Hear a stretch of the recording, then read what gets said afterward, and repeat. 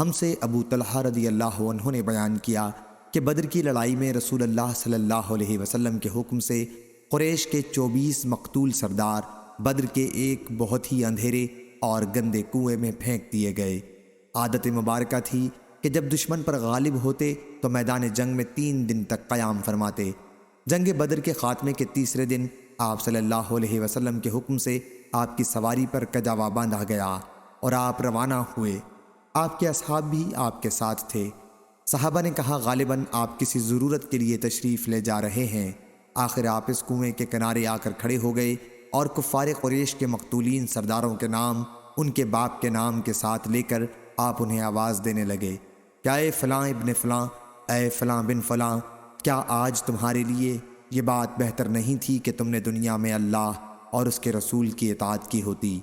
بے شک ہم سے ہمارے رب نے جو وعدہ کیا تھا وہ ہمیں پوری طرح حاصل ہو گیا۔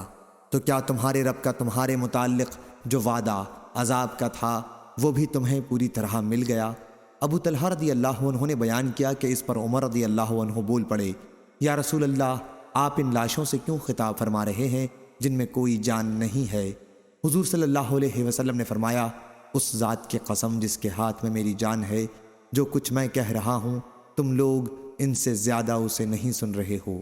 قتادہ نے بیان کیا کہ اللہ تعالیٰ نے انہیں زندہ کر دیا تھا اس وقت تاکہ حضور صلی اللہ علیہ وسلم انہیں اپنی بات سنا دیں۔ ان کی تو بیخ ذلت، نامرادی اور حسرت و ندامت کے لیے۔ صحیح بخاری حدیث نمبر 3976۔